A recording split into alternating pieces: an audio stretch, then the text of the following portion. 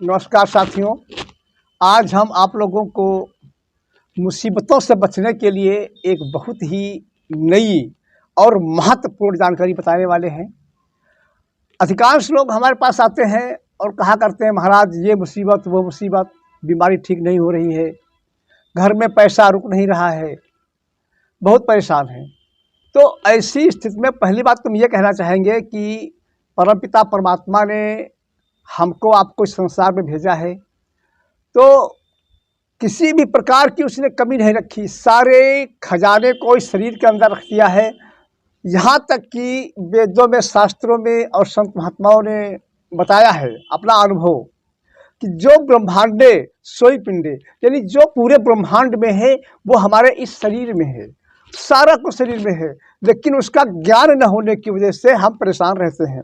इसके लिए हमें कुछ अपनी आदतों को बदलना होगा और अच्छी बातों को अपनाना होगा, और जो अंदर की खराब बातें हैं उनको बाहर करना होगा। हमारा जीवन सुखमय हो जाएगा। लेकिन इसके लिए सत्संग करना बहुत ज़रूरी है। किसी संत की या किसी अनुभवी व्यक्ति की बात को हम मानेंगे, उस पर अमल करेंगे, तभी तो हमारा कल्याण हो सकता है। तो आइए, आज हम आपको 3 बातें बताने वाले हैं, सिर्फ 3 बातें, जिनको अगर आप अपने जीवन में अपना लेते हैं तो बड़ी बड़ी आपत्तियों से, विपत्तियों से और धन हानि से, तमाम समस्याओं से आप बच जाएंगे। मेरी गारंटी है, 100% गारंटी। जिन लोगों ने अपने को चेंज कर लिया है और इन बातों को अपनाया है, 3 बातों को, सभी का जीवन सार्थक हो गया। तो 3 बातें कौन सी हैं? पहली बात, इस शरीर से आपको सेवा का कार्य बहुत करना है। संतों की सेवा, गुरु की सेवा, गरीबों की सेवा, किसी धार्मिक कार्य में सहयोग करना शरीर से, उसमें सेवा करना। इस शरीर से आप सेवा का काम ज़्यादा करें। यानी शरीर से आप संसार के काम, अपने परिवार के काम तो करते हैं, अपने लिए काम करते हैं, लेकिन इस शरीर से सेवा का कार्य भी आप शुरू कर दीजिए। आपका जो शरीर है वो पवित्र हो जाएगा। किसी प्रकार की बड़ी व्याधि, कोई बड़ा कष्ट इस शरीर को नहीं मिलेगा कभी। करके देख लीजिए। बहुत छोटी सी बात हमने बताई है, लेकिन इसका जो रिजल्ट है बहुत बड़ा है, जिसकी आपने कभी कल्पना भी नहीं किया होगा। करके देखो। शरीर से सेवा का कार्य शुरू करो। वो किसी भी प्रकार की सेवा हो सकती है, जो हमने अभी बता चुके हैं।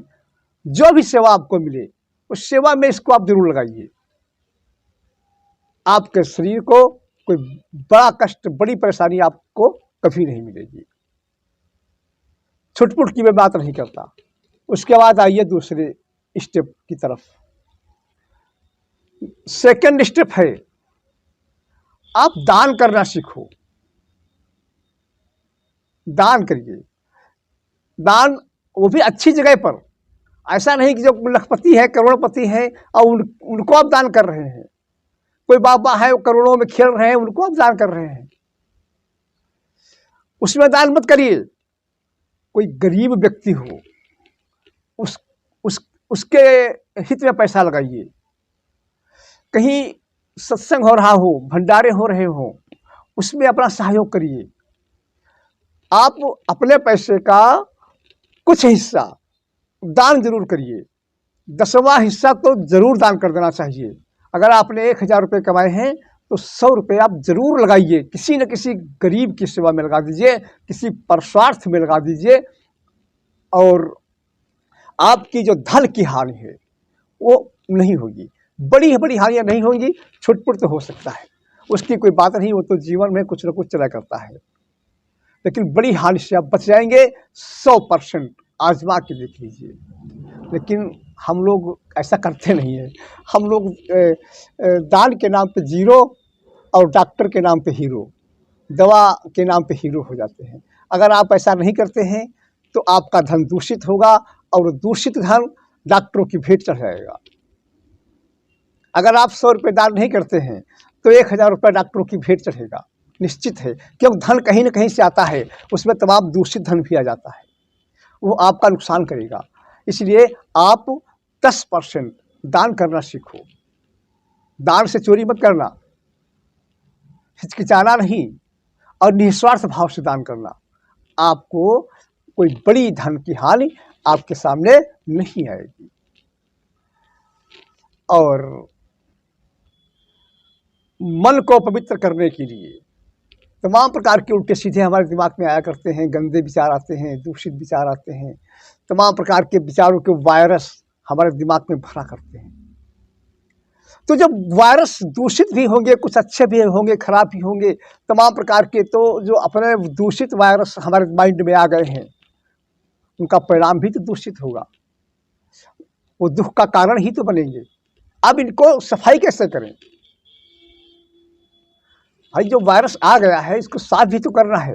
अब साफ कैसे करोगे? उसके लिए नाम का स्मरण करो, मालिक के नाम का।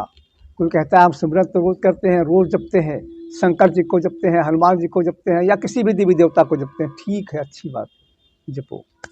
लेकिन